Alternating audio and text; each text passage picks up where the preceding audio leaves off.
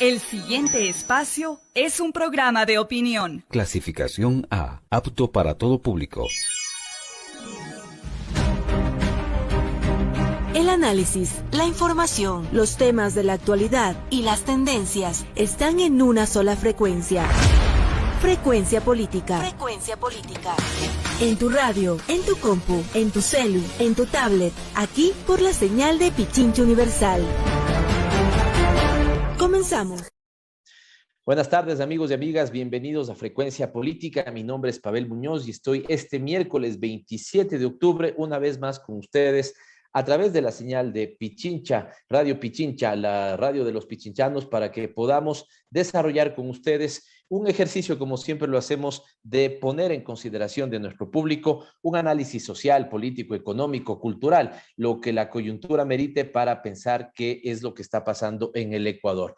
95.3 FM para Quito, 94.5 para el resto de cantones de la provincia de Pichincha, particularmente en su noroccidente. Radio Pichincha también está evidentemente en la página web www.pichincha.com.es y este programa usted lo puede seguir a través de distintas redes sociales. El propio programa Frecuencia Política tiene sus redes tanto en Twitter como en Facebook, como en YouTube, al canal al que le pedimos que se suscriba. Y también, si usted no logró escuchar este programa a las 6 de la tarde por Radio Pichincha, lo puede hacer a las 9 de la noche en su reprise por la señal de Pavel Muñoz Asambleísta en Facebook Live, es decir, por nuestra cuenta de Facebook.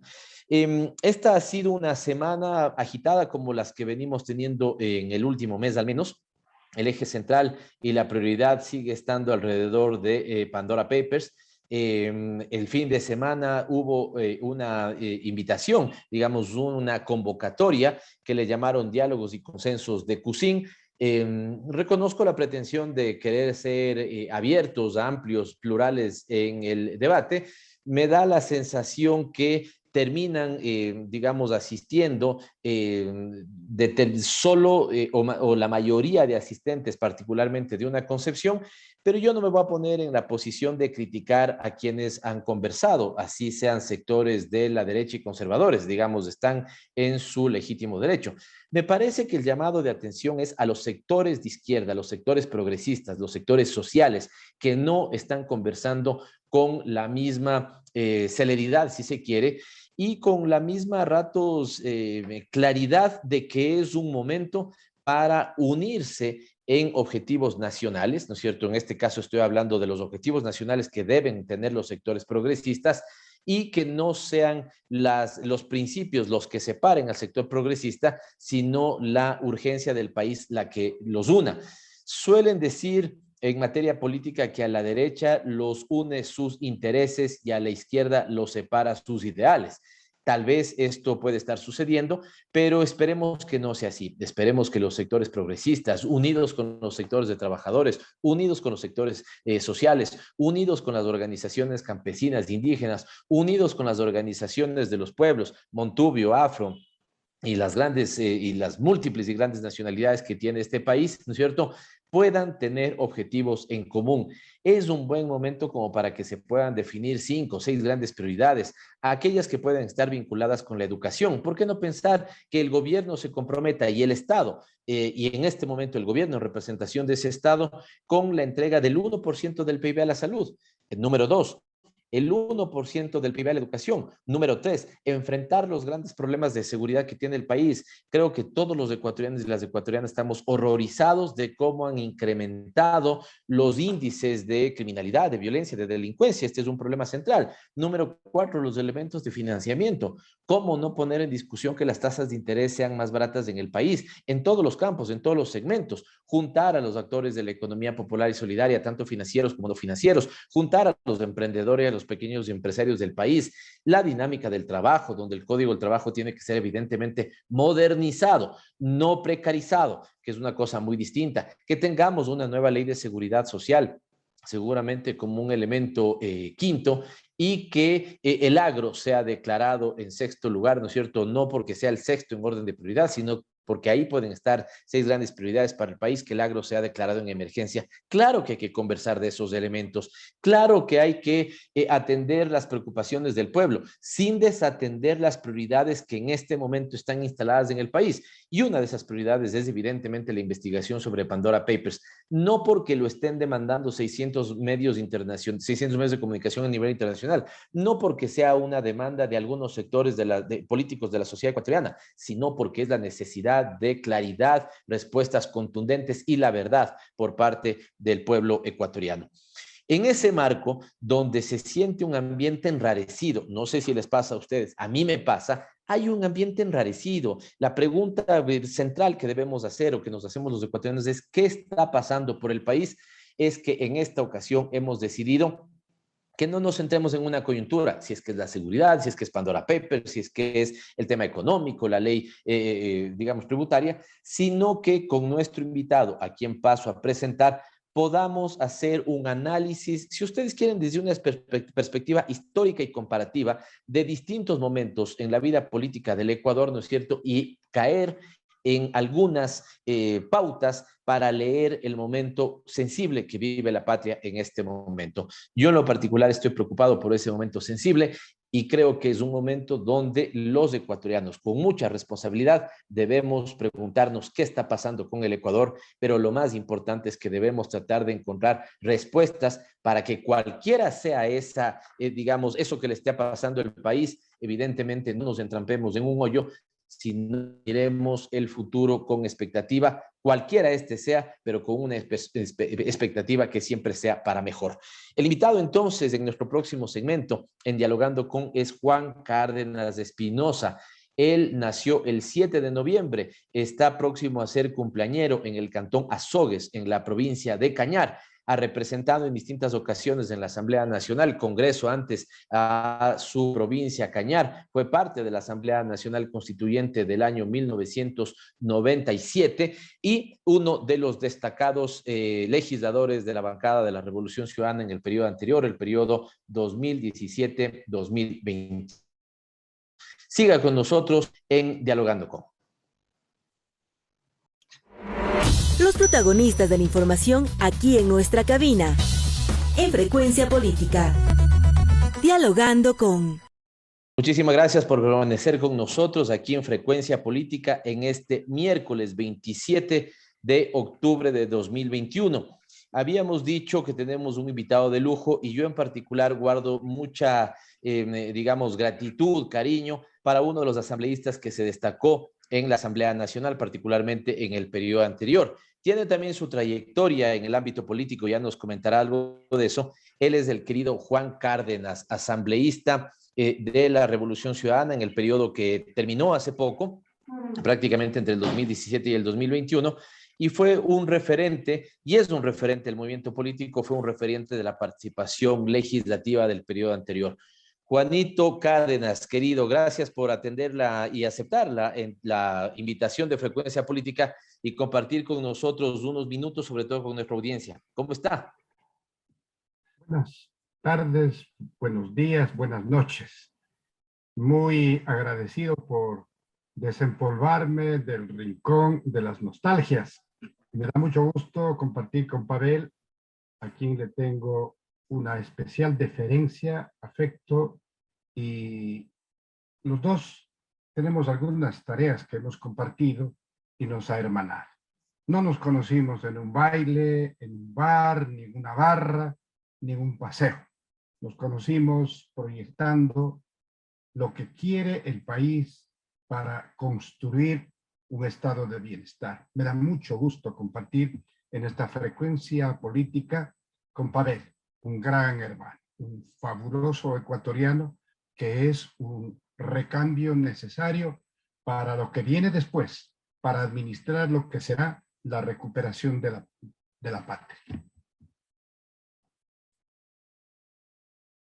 Muchísimas gracias, Juanito. Y ese cariño, ese afecto es compartido y el respeto, usted sabe, ¿no es cierto? Lo hemos señalado en este programa y se lo he señalado personalmente. Juanito, primero, ¿no fue su primera experiencia o sí fue su primera experiencia el legislativo anterior, 2017-2021? había participado ya en un legislativo anterior, si no me falla la memoria.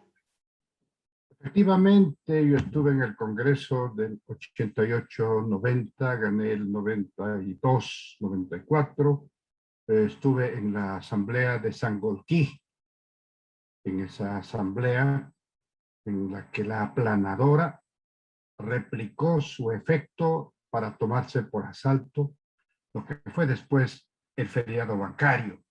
Y luego he tenido la oportunidad de compartir con la pléyade de compatriotas, hombres y mujeres de la Revolución Ciudadana en la bancada de la dignidad del 2017 a mayo del 2021. Esta es mi tarea legislativa en estos 72 años que estoy a punto de cumplir el próximo 7 de noviembre. No espero que se moleste, pero si se molestan mismo, habrá que darles número de tallas y detalles adicionales.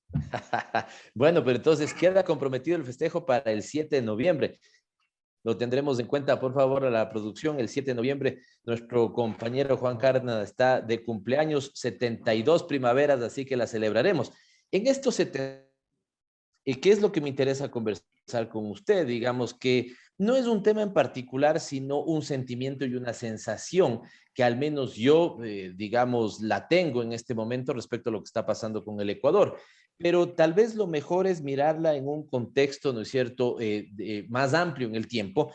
Y lo que usted ha puesto en la mesa como sus experiencias, tal vez es la mejor forma de mirar qué es lo que se mantiene de la política, qué ha cambiado de la política y qué es lo que en este momento aparece como nuevo y desde mi punto de vista molestoso. Así que permítame hacerle dos preguntas respecto a los temas que usted mismo ha puesto en tapete. El Congreso anterior respecto a la Asamblea actual, las relaciones de ejecutivo-legislativo no han sido o no hemos tenido en años anteriores, ¿no es cierto?, sobre todo en la década de los 80, grandes relaciones entre Congreso y Ejecutivo, legislativo y Ejecutivo. Han sido relaciones tirantes, Juanito. Pero, y tal vez, ¿qué similitudes, qué diferencias se encuentra? Le voy a ir diciendo a la ciudadanía, sobre todo, algo le comentaba a usted, ¿por qué me voy a estas preguntas? Porque al menos yo estoy sintiendo un ambiente en este momento en el Ecuador muy, muy enrarecido.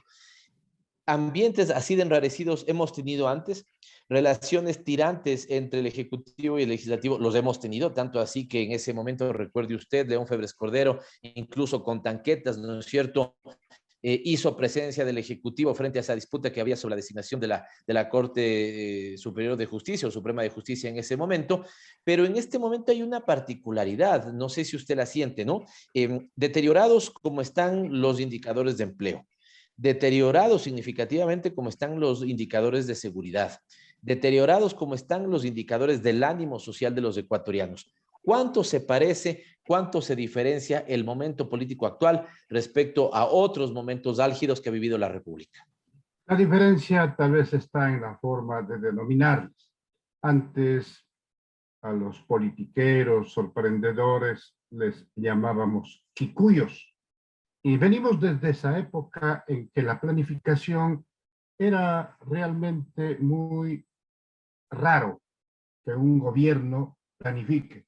Y aunque les parezca un poco raro también, debo recordar aquel programa de gobierno de la Revolución Nacionalista, así le llamó el dictador Rodríguez Lara. Y ahí empezamos a ver una especie de asomo de una planificación desde la visión estatal, sobre todo en el área petrolera. Ahí, por ejemplo, yo recuerdo un contralor que marcó mi vida. Yo era servidor público en el Consejo Provincial del Cañar y era el Contralor General del Estado. Era un general del Estado. Era el señor general Solón Espinosa Ayala. Un hombre que le puso mística a esa institución, y cuando la conocí desde adentro, porque hicimos los cursos de contabilidad gubernamental para cambiar la partida simple por partida doble, que era obligatoria en el mundo de las finanzas públicas y privadas, conocí esa Contraloría para comparar nomás lo que está pasando con lo de ahora, en la que realmente cumplí un papel de juez de cuentas. Lo de ahora es realmente una caricatura. Vimos claramente que en el juicio político al señor excontralor subrogante se pudo demostrar que habían glosas para perdonar, glosas para desvanecer y glosas para crear, dependiendo del cliente, entre comillas. Pero recuerdo que esto ocurría. Y glosas para acallar, si me permiten, ¿no? Glosas también puestas ahí para prácticas de extorsión o querer acallar a opositores políticos. Bueno, tú más que nadie eres víctima, una de las víctimas propiciatorias de lo que es capaz la Contraloría en manos de odiadores. Pero lo que quiero rescatar es que venimos de una suma de eventos y de escenarios que nunca dieron una certeza, pero había un telón de fondo. Siempre dominaban las clases económicamente pudientes, las cúpulas, las galladas, la partidocracia. Desde el año 1966, en que en Portoviejo fundamos la FESE, desde ahí he tenido conciencia de lo que le pasa al país desde la visión política. Y hemos visto transcurrir una serie de regímenes, y destaco, repito, sin ningún tipo de apología a un estado de hecho, un estado de facto, pero para hablar de lo que es la verdadera planificación desde la visión del Estado, me remonto para ese recuerdo a ese gobierno del general Rodríguez Lara, para demostrarles que la población civil muy poco o casi nada hizo para planificar el futuro del Estado, el cumplimiento de las específicas labores del Estado. Y vemos que la disputa era de la troncha, cómo se repartía. El Congreso era un lugar donde se reunían los dueños del país, entre comillas, y se repartían las funciones, sobre todo de control, la función judicial así completa, con fiscalía, a nivel nacional, en las provincias, en los cantones. Es decir, que pensábamos nosotros que esos eran tiempos superados que no debían regresar. Vino la Revolución Ciudadana y se rindió culto a la meritocracia, al esfuerzo, al nivel de la excelencia. Y realmente hemos vuelto a lo mismo, o quizá peor. Y esto hace precaver que este retroceso, que esta regresión de lo que pudimos superar, nos da dos lecciones. Una, la sociedad ecuatoriana olvida fácilmente aquellos tenebrosos escenarios en el que se negaron todos sus derechos.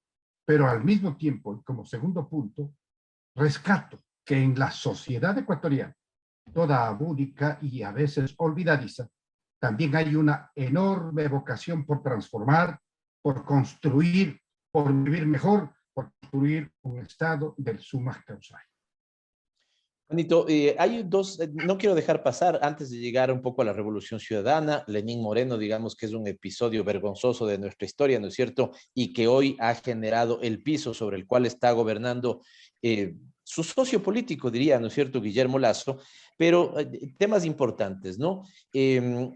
Usted señala la dictadura, ¿no es cierto?, para el caso ecuatoriano de los años 70, que a diferencia de las de Cono Sur, efectivamente tuvo digamos, un espíritu nacionalista.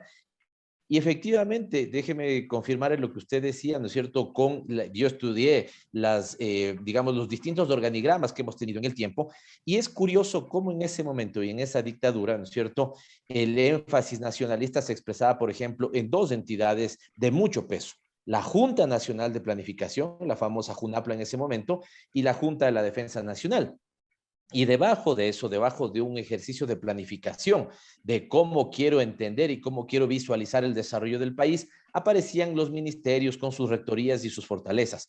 La época neoliberal fue dejando un Estado, sobre todo a nivel ejecutivo, absolutamente hipertrofiado. Ya no teníamos recuerde que de la Junta pasamos al famoso CONAD en su momento, después se pasó a esa oficina de planificación o de plan, es decir, de tumbo en tumbo la planificación efectivamente había perdido sentido. Los ministerios que tenían antes sus plenas rectorías dejaron paso a unidades ejecutoras financiadas por el BID, por el Banco Mundial, por los préstamos internacionales, y había quedado incluso la política social presa, ya no del Estado, ¿no es cierto?, sino de las ONGs. Y no quiero con esto denostar el trabajo de algunas ONGs que han hecho un trabajo importante en el país, sino, digamos, darle más fuerza aún a esa pérdida de fuerza del Estado. Eso lo que quiera comentar. Pero lo otro que también ha puesto en el tapete es, porque tal vez estamos hablando de una cosa, Juanito, desinstitucionalización. Y el ejemplo que usted ha puesto alrededor de la Contraloría también es absolutamente doloroso. Termino con esto. Hay gente que trabajando en la Contraloría, ¿no es cierto?, en algún momento nos ha comentado, nos ha visto en la calle y nos ha dicho, por Dios, algo debería hacerse a nivel político para que la Contraloría vuelva a ser el juez de cuentas que fue en su momento, donde habíamos y habemos funcionarios probos que hacíamos efectivamente nuestro trabajo de auditoría, pero no simplemente, ¿no es cierto?, trabajos a la medida de persecución política. ¿Cuánto ha perdido el país por esa desinstitucionalización que usted está poniendo ejemplos históricos? El cálculo de esa pérdida debe ser realmente muy crecido, porque el momento actual en las organizaciones del Estado, en la institucionalidad, por así llamarlo, digamos, en el Ejecutivo, en los organismos autónomos descentralizados, hay una especie de miedo, de recelo a tomar decisiones, a invertir, a firmar contratos, desde la visión de lo honesto, de lo limpio, de lo transparente, porque temen que pueden sufrir la misma persecución que hoy lamentablemente hemos sido objeto quienes pensamos diferente. Entonces, por eso rescato como algo realmente curioso, que en dictadura hubo un contralor con una mística de entender lo que es un juez de cuentas. Y eso me marcó. Un militar, el general Solón Espinosa, él marcó en la Contraloría una ruta muy clara que modernizó el concepto mismo de ese juez de cuentas para que cumpla su papel esencial. Y comenzábamos con el boom petrolero y el gobierno de entonces hablaba de sembrar el petróleo, que eran frases realmente convocantes que de alguna manera legitimó la estancia en el poder de un sector que no fue elegido por el pueblo. Pero repito, yo recibí esa impresión en mi juventud de un contralor, de paso militar, que tenía esa mística de entender el papel fundamental de un juez de cuentas, cumpliendo un papel realmente patriótico. Lo que eso se ha olvidado, sobre todo en los últimos 4 años y un poco más, casi 4 años y medio, en el que la Contraloría lo convirtieron en una herramienta de persecución, de intimidación, de callar a la gente o de obtener una serie de mecanismos non santos para destruir la institucionalidad. Como estamos hablando de crear una conversación que nos permita mirar el antes, el reciente, el actual y el después, podemos de alguna manera tomar este referente de la Contraloría para marcar exactamente lo que nos está pasando. Lo que puede hacer un irresponsable que, henchido de odio, toma las instituciones para sí, con el objeto de que nunca más, en actitud reaccionaria, totalmente nefasta, para que nunca más el Ecuador piense siquiera en el retorno a un proceso como el que vivió el país en la década ganada con la Revolución Ciudadana y todas las virtudes que de ahí dimanaron en beneficio de los grandes sectores del país. Y aquí cabe un gran pensamiento. Dejémonos de contemplaciones un tanto híbridas o tibias. Quien tiene el poder simplemente impone su agenda. Si son los banqueros, si son los grandes grupos económicos, si son los importadores, los exportadores, si son los que depositan y se llevan con todo el dinero al exterior, inclusive a paraísos fiscales, ellos tienen marcada su agenda, ellos tienen como prioridad pagar deuda externa, bonos de esa deuda, porque ellos mismos son tenedores y beneficiarios. Entonces, la agenda es en beneficio de ese pequeño grupo que no llega al 2% de la población ecuatoriana. Pero cuando el pueblo es capaz de crear una estructura a través de su voluntad expresada en las urnas, entonces sí, la relación de poder está dada en función de que ese pueblo, a través de sus legítimos representantes, cumplen con las grandes aspiraciones nacionales. Eso es todo. Hay que saber votar y entender y leer perfectamente el momento histórico que nos corresponde decidir.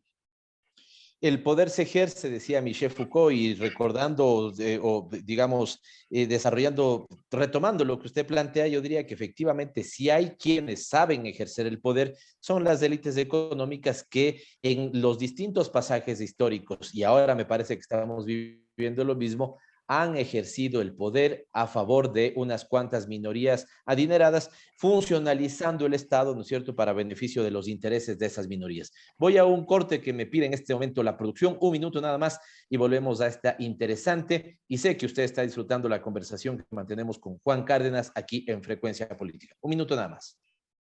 Gracias por mantenerse con nosotros en Frecuencia. Juan Cárdenas, político ecuatoriano, militante de la Revolución Ciudadana, ha participado en el Congreso de años anteriores. Quiero entrar con algo que topó usted, Juanito, en el segmento anterior, que es su participación en la Asamblea Constituyente que dio vida a la Constitución de 1998 y también uno de los destacados asambleístas de la Revolución Ciudadana en el periodo 2017-2021. Estamos intentando hacer, digamos, un diálogo que pongamos historia, que pongamos ejemplos para mirar, digamos, qué continuidades hay en la política ecuatoriana, qué rupturas ha habido o qué retrocesos hay respecto a algunos elementos que estamos señalando. Tal vez uno de los elementos que más incomodó en la década de la Revolución Ciudadana a esas élites conservadoras fue momento fundamental, Juanito, que fue la aprobación vía referéndum, ¿no es cierto?, por parte del pueblo ecuatoriano. El haber participado en esas, dos preguntas tengo ahí. El haber participado en la Asamblea del 98, cuando usted dice existía esa famosa planadora conservadora, ¿no es cierto?, que hoy me parece que se reedita, ya que ya quiero topar eso por la presencia de personajes de la democracia popular, ¿no es cierto?, que vuelven a escena, ¿sí? Pero yo no sé si usted escuchó hace algunos meses a algunos sectores o personas representantes de estos sectores conservadores planteando desde mi punto de vista, una barbaridad.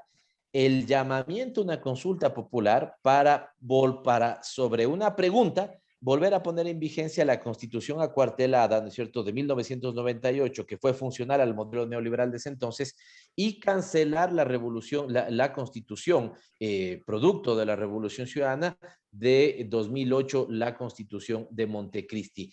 ¿Qué quisiera comentar en elementos de esos dos episodios históricos, cómo se elabora la Constitución del 98 y sus particularidades respecto a la Constitución del 2008?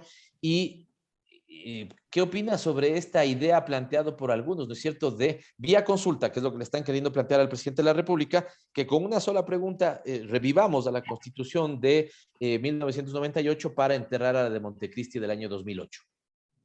El delirio de un triunfalismo exagerado todavía les dura a ciertos sectores que se llevaron el triunfo el 11 de abril pasado por una serie de hechos no santos, como esto de la calumnia, la desinformación, la mentira, la intimidación y una serie de factores que nada tienen que ver con una campaña electoral. Tanto es así que este momento le está pasando factura al gobierno la serie de ofrecimientos que jamás tuvo la intención de cumplir y que la gente le exige, como por ejemplo los préstamos a 30 años al 1%, el precio de sustentación de la saca de arroz que ofreció a 35 porque están vendiendo a $17. Nuestros campesinos trabajando a pérdida, por eso salen a las calles, porque se mueren de hambre, no lo hacen por deporte. Bueno, hago esta pequeña reflexión. No porque sean manejados por influjo psíquico por un triunvirato de la conspiración. Para ambientar lo que realmente ocurre. Ese triunfalismo tiene que entender que hay un 48% de ecuatorianos que no votamos por el actual presidente. Sin embargo, nuestra vocación democrática, constitucionalista, nos impide otra acción que no sea la adecuación de nuestra conducta política a ese régimen imperante a través de la Constitución de Montecristi. Claro, me cupo asistir a esa asamblea en una ínfima minoría, siempre representando a la izquierda revolucionaria del país. Y ahí vimos cómo el escenario era proclive para lograr lo que ellos querían. Ellos prepararon ya el feriado bancario, la impunidad de quienes debían responderle al país. Y ahí recuerdo, por ejemplo, que nosotros hacíamos esfuerzos supremos para hacer causa común, por ejemplo, con el sector indígena, y llevar adelante algunas causas importantes, como aquella de prohibir taxativamente que los recursos del Banco Central sirvan para salvataje bancario, prohibido expresamente en la Constitución del 98. Pero, acto seguido, en una de las transitorias, y como acostumbran los que sabemos, por esta sola vez violaron una disposición que fue aprobada legalmente, constitucionalmente.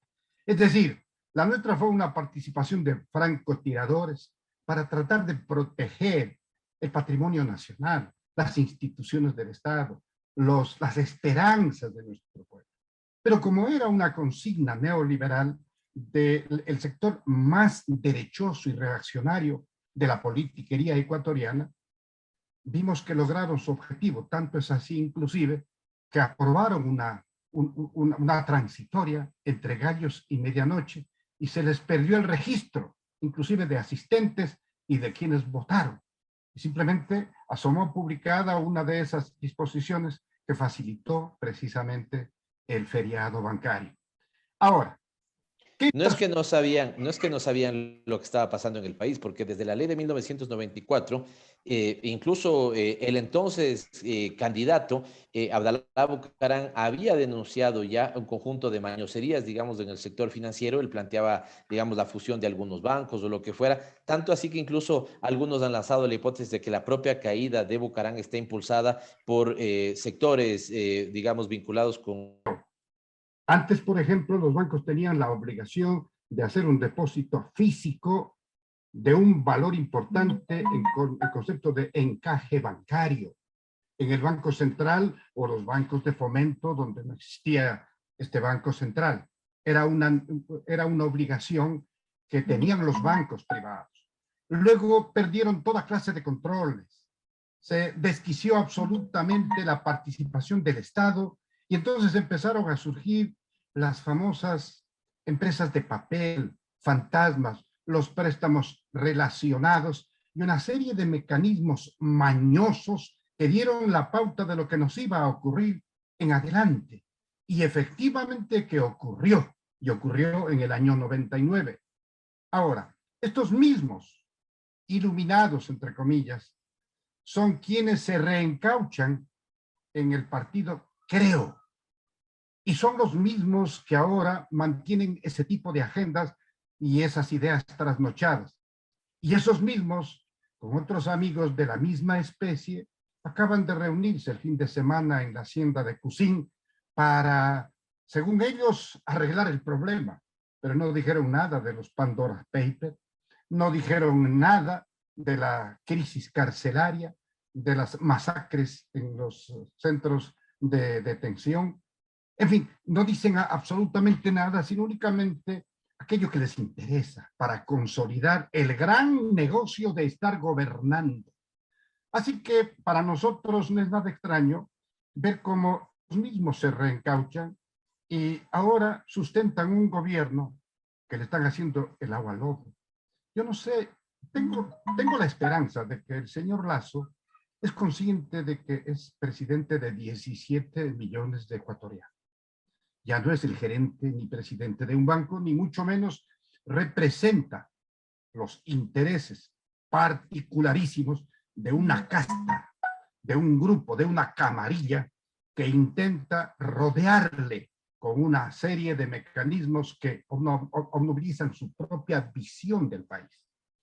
Así las cosas, lo que nos viene es quizá una depuración, y sería saludable si el presidente se diera cuenta de la gente que le rodea, la gente que le hace meter las patas, la gente que dice atiéndeme a mí, porque yo soy el de este gobierno, a mí me tienes que atender con prioridad, y no se dan cuenta que están destruyendo lo poquísimo que quedó de aquel que fue para la historia el peor gobierno.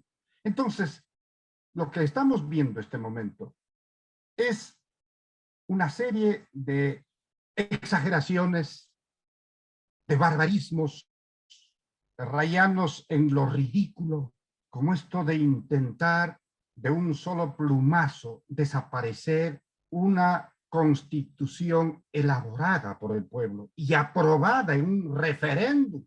Ocurrió con la constitución del 98, que simplemente lo pusieron en vigencia y se publicó y se acabó el problema.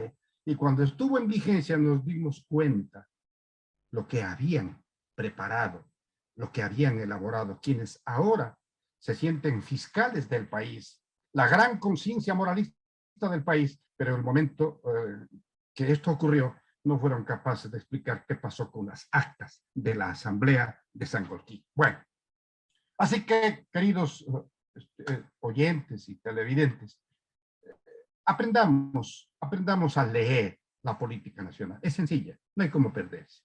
Si nos gobiernan los banqueros, los grandes grupos económicos, se llevan la patria en peso a los paraísos fiscales. Si nos gobierna el pueblo, entonces entendamos que ese pueblo es capaz de sostener con lo mejor de la sociedad ecuatoriana, con la excelencia de todos los niveles educativos, con la prestación de los servicios públicos como un derecho, como una garantía. Y eso no les gusta porque se les daña el negocio. Hemos buscado y estamos buscando, digamos, hablar sobre el presente y el pasado cuando hacemos una comparación y ponemos ejemplos. La Contraloría de ese momento, decía usted, manejada, por ejemplo, por Solón Espinosa, cuando hablamos de la desinstitucionalización del país, cuando hacemos esta comparación de una constitución como la de Montecristi, aprobada por el pueblo ecuatoriano y trabajada por el pueblo ecuatoriano respecto a esa constitución que yo llamo la cuartelada de 1998, y me parece que queda, o al menos a nuestra audiencia, le damos elementos de juicio como para hacer comparación y entender lo que usted dice, ¿no es cierto? Más o menos, dime quién te gobierna y te diré qué es lo que puede pasar con el país. Ahora caigamos en el presente, y en este presente quisiera topar dos o tres elementos. El uno, que usted lo acaba de decir, que seguramente había otras formas de evadir las responsabilidades fiscales en cada uno de los países, pero que se perfecciona con el capitalismo financiero. Ese capitalismo financiero que es muy perverso porque el capital crece sobre sí mismo, ¿no? Es lo que denunciaba el viejo Marx, digamos, desde su época. Se deposita 100, no sabe cómo, pero lo cierto es que al otro día hay 102. El capital creciendo sobre sí mismo, prescindiendo incluso del proceso productivo que hasta podría generar trabajo. Y ese capital elabora una de las figuras más deleznables en este momento respecto a lo que podría ser responsabilidades y un pacto fiscal redistributivo, los famosos paraísos o guaridas fiscales. Lo que está pasando en este momento, querido Juanito Cárdenas, respecto a esta investigación en la que está el presidente de la República y se está desarrollando en la Asamblea Nacional, ¿cómo afecta esto? ¿Qué está pasando con esa investigación en el ambiente político? ¿Lo está enrareciendo aún más? o los medios de comunicación están queriendo que pase rápido, rápido, ¿no es cierto? Y que quede simplemente como una anécdota. El presidente está cayendo en contradicciones, que de alguna otra manera dice, mañana sí voy a la asamblea, después dice que no va a la asamblea, y al final hay o no unas preguntas que para el país es fundamental que el presidente las esclarezca por la tranquilidad democrática del país y de su propio gobierno. En este aspecto, Pavel, perdóname, a lo mejor en lo que conoces de mi modesto desempeño en la tribuna parlamentaria, lo que voy a decir, deberemos serenarnos. El país tiene que serenarse. Es muy grave lo que se juega con los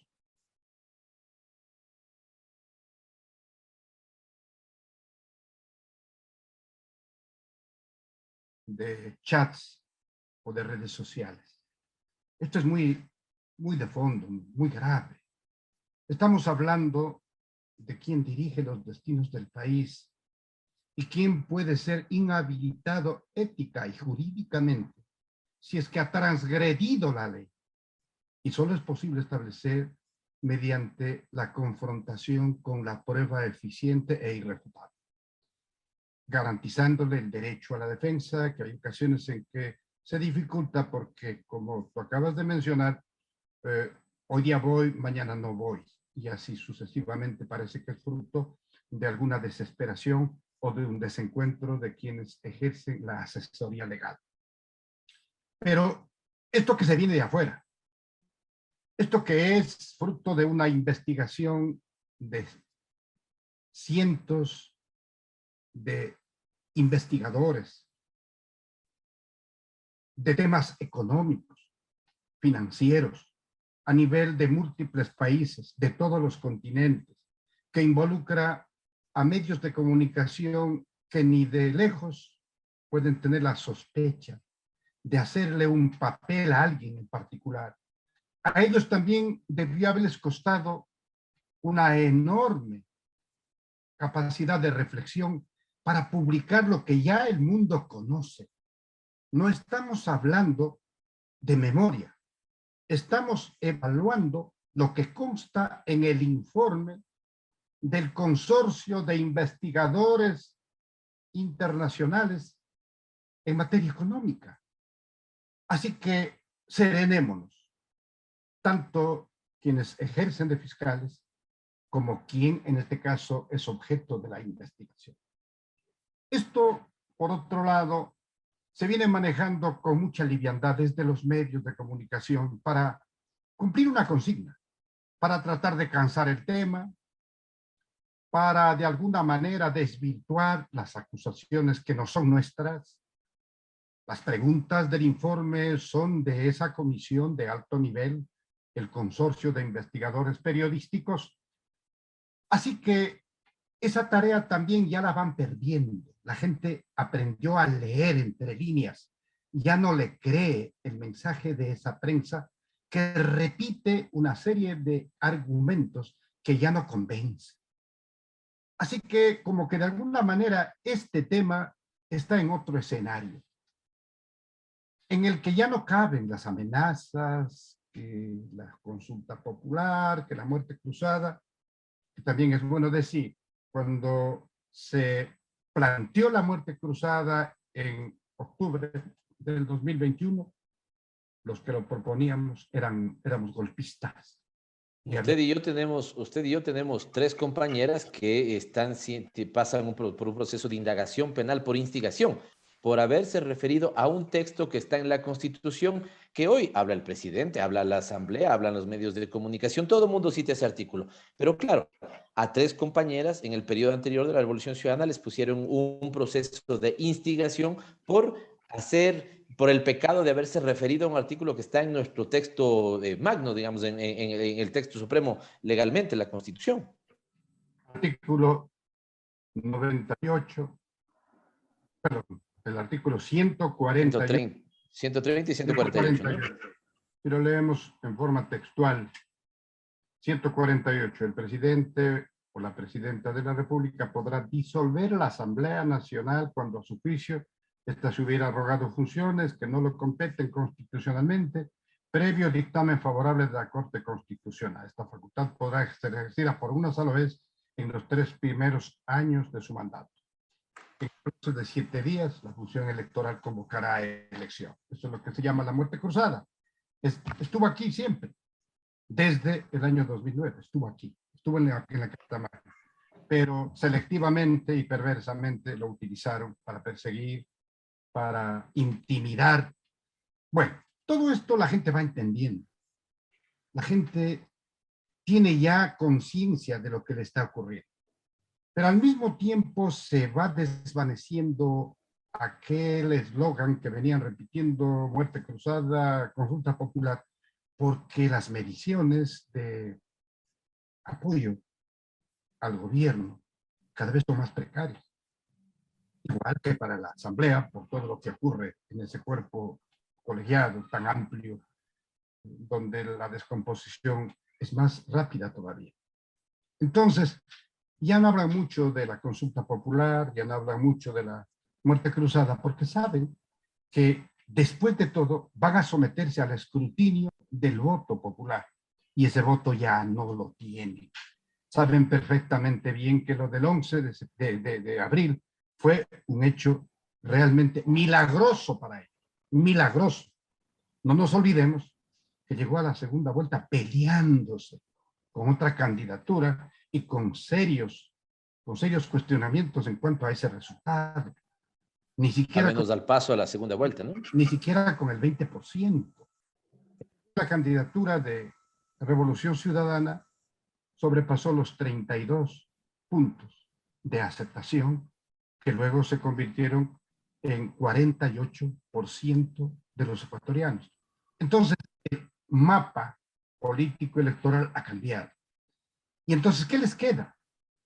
Les queda una confrontación, pero peor aún, les queda estos eventos como aquel que convocan a una reunión a los señores representantes, gentes de Pachacuti y Conahí, y conversan muy ampliamente sobre el tema de eliminar el incremento mensual del precio de los combustibles. Y realmente la gente que va al diálogo se alegra de esa situación y lo consideran un logro, pero la alegría les duró muy poco. Porque la alegría del pobre dura poco, dice, ¿no? Nada más claro que eso. Cuando el pobre lava la camisa, ese día llueve. Entonces, que se incremente por disposición del Fondo Monetario Internacional, que no nos salvamos, y se haga esta pantomima, incrementando 4 meses, adelantando el incremento, de tal manera que para nosotros este octubre también es un octubre oprobioso, de ingrata recordación, porque nos incrementaron por 2 ocasiones el precio de los combustibles, y con eso se dispara el incremento de precios de bienes y servicios que nos está asfixiando en una sociedad paralizada. Entonces, poco a poco ellos mismos se van deteriorando. La palabra oficial pierde sentido, pierde credibilidad, y ese no es el mejor escenario. Por eso, mi recomendación inicial, serenémonos. Todos quienes tienen actoría política en este momento, serenémonos.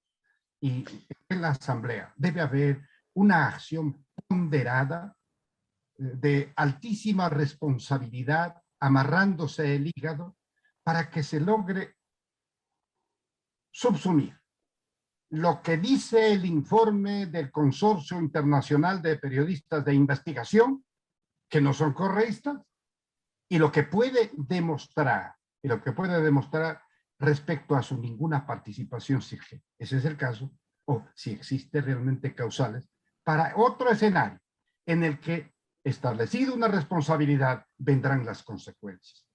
Debemos entonces serenos para afrontar ese nuevo escenario. Esto es inédito, porque acá de lo que se trata es el esfuerzo para tratar de comprar los votos de este u otro sector, cuando de lo que se trata es de desvanecer las sospechas, las inculpaciones y demostrar con pruebas eficientes, contrastables, que no se ha violado la ley, la Constitución. Así de simple, así debemos actuar. De otra manera, estamos abonando a un enrarecido panorama que se siente en el ambiente, tal como tú dijiste, se siente realmente. Lo que ocurrió ayer, martes 6, y bien es cierto, no es la explosión social, sin embargo, es una muestra del descontento de muchos sectores que se sienten engañados en sus legítimas aspiraciones. Y muchos de esos, siguiendo la ruta de las ofertas, votaron por el actual presidente. Y él debe hacer honor a esas ofertas. De lo contrario, sigue bajo su credibilidad. Tengo poco tiempo para aprovechar, ojalá en las dos últimas preguntas, ¿no es cierto? Nos va a obligar a una reacción corta para alcanzar en estas dos preguntas, pero quiero resaltar lo que acaba de decir con una posición, me parece muy sabia, Juan Cárdenas. Es un momento muy oportuno para serenarse, para, como dice el adagio, vísteme despacio que tengo prisa, ¿no es cierto?, para tomarse las cosas con calma, hacer de parte de la Asamblea Nacional no una investigación buena ni excelente, una investigación perfecta, que respete el debido proceso, que respete la capacidad, ¿no es cierto?, de defensa del presidente de la República. Lamentablemente, como usted bien dice, tal vez está mal asesorado jurídicamente o políticamente, ¿no es cierto?, o las dos, y no va a la Asamblea Nacional a esclarecer estos elementos, pero es fundamental porque solo cuando haya esa investigación se podrá determinar sobre sus hallazgos, ¿no es cierto?, qué otro escenario está adelante. Así que me parece que ese pedido de serenarse a las fuerzas políticas porque lo que puede venir para el país es muy importante, en cualquiera de las derivaciones, ¿no? En un presidente que deberá reajustar su equipo de gobierno, que deberá reajustar sus metas, o no se diga, ¿no es cierto?, en otros escenarios jurídicos que deba analizar la patria. Pero finalmente, Juanito, para terminar, este ambiente está, digamos, vinculado con dos cosas, ¿no es cierto? Este enrarecido ambiente está vinculado con dos cosas que agravan la situación.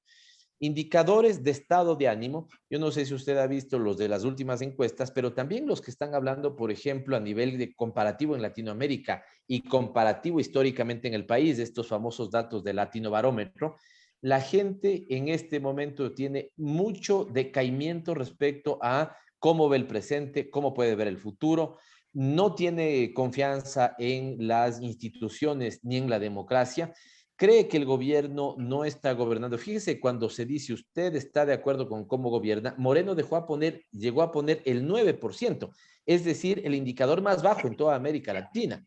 Y el presidente Lasso no está logrando recuperar ni esa confianza en las instituciones, ni esa confianza en la democracia, ni esa confianza en el que el gobierno está gobernando para las mayorías, sino para las minorías. Esto asociado, pongo ahí porque no nos queda más tiempo que una última respuesta, esto asociado a un creciente, a unos crecientes indicadores alarmantes de inseguridad en el país. ¿Qué está pasando hoy en el país? Es una pregunta evidentemente que la hago muy compleja, pero conectado con la anterior, con la necesidad de que el país se serene, ¿no es cierto? La sociedad, ¿cómo está? Porque hemos hablado tal vez del mundo político, pero ¿cómo siente usted que está viendo la sociedad lo que sucede en la vereda del frente, en esa vereda política, donde a veces da la sensación que los políticos no hablan o no estamos hablando de las preocupaciones reales que tiene la gente, salud, educación, trabajo, seguridad? Juanito Cárdenas. La gente está angustiada, ya no tiene qué comer. Este es el drama. No tiene trabajo, no tiene ingresos, todo cuanto tuvo y probó se agotó. En medio de ese escenario totalmente sombrío, totalmente incierto, no ve una luz al final del túnel. Y empieza a lo mejor a esperar un cambio hasta cierto punto, asimismo, que se salga de las circunstancias actuales. Y esto le haría tremendo daño a lo que puede ser la recuperación del país. Yo le doy el beneficio de la duda si es que existe realmente una toma de conciencia del papel que hoy desempeña el presidente elegido por la mayoría de los ecuatorianos. Lo demás, lo sombrío de lo que nos ocurre, no solamente en la comparación de lo que vivíamos, sino comparando cómo viven los demás pueblos. Hoy día, por ejemplo, leí en la mañana que una de las grandes propuestas y objetivos del presidente del Perú es la nacionalización de sus minas para crear más ingresos para el Estado, para educación, para salud, para seguridad. Pero si desmantelamos el Estado, si desprestigiamos a todas las instituciones, si desvalorizamos los bienes y recursos del Estado, las propiedades estratégicas de todos los ecuatorianos, para venderlo al grupo privilegiado que se tomó el gobierno, eso sería destruir la poca esperanza que puede todavía existir en el Ecuador de a pie, en el ciudadano profundo. Así que, repito, será que la vida nos va dando ciertos roles. Y desde mi punto de vista y donde me encuentro, me da un poco más de perspectiva para mirar, sin desconfiar que como sociedad somos capaces de cosas extraordinarias. Ya lo hicimos en la década ganada, pero con la responsabilidad de buscar la recuperación de ese escenario que fuimos capaces de construir como sociedad, pero para ello también tenemos que ser legítimos y prepararnos desde la visión de la organización de nuestro pueblo para que sienta que hay un respaldo de una gestión política en la asamblea y en los organismos descentralizados donde el pueblo tiene representación. Y una recomendación a la bancada de UNES de la Revolución Ciudadana. Hoy son 47 colegas, hombres y mujeres. Compañeros, compañeras, no es ningún mérito, porque vuestros electores son así, dignos, honestos, transparentes, honrados. Sean eso. No por eso van a sentirse mejores, solo siéntanse dignos representantes de sus electores. Solo así se logrará rescatar, aunque sea un pequeño espacio, precisamente de la legitimidad de la función legislativa. Y nos consuela saber que en ninguno de los escándalos, en ninguno de los lentejeros, en ninguno de los diezmeros, están nuestros compañeros y compañeras que integran la bancada de la Revolución Ciudadana. Sigan así, son nuestro único referente y ustedes son la luz que marca el camino que debe seguir la patria, que sabe muy bien que más temprano que tarde recuperará el estado de bienestar, igual que cuando comenzamos. Sabias las palabras de Juan Cárdenas apelando a ese rol central que debe tener la Asamblea Nacional y es, digamos, ser portadores de representar al pueblo ecuatoriano con todas esas grandes virtudes y atributos que tiene el pueblo ecuatoriano y que esa debería ser el reflejo que se dé en la Asamblea Nacional. ¿Se dieron cuenta ustedes que fue acertada nuestra posición para el programa de hoy? No centrarnos en una coyuntura determinada, si es que es el tema de Pandora, si es que es el tema de la seguridad. Retomaremos de estos como nuestros ejercicios permanentes en este programa Frecuencia Política, pero hoy nuestra decisión editorial fue escoger o apelar a la experiencia, a la sabiduría de un destacado, de un respetado, de un lúcido político ecuatoriano, para que con esa lucidez pueda de alguna u otra manera hacer un aporte de qué es lo que está pasando en el país. Agradecemos mucho, querido Juanito Cárdenas, para nuestra audiencia decirle que esperamos que hayan podido, digamos, seguir este recorrido que hemos querido hacer desde qué es lo que en la experiencia histórica ha pasado en el país, momentos álgidos de relación entre el Ejecutivo y el Legislativo, instituciones que antes eran respetables y que hoy lastimosamente fueron utilizadas a los perversos intereses de la persecución política, lo que ha perdido el país, el sensible momento en el que estamos y la sabiduría y serenidad que necesitamos todos los ecuatorianos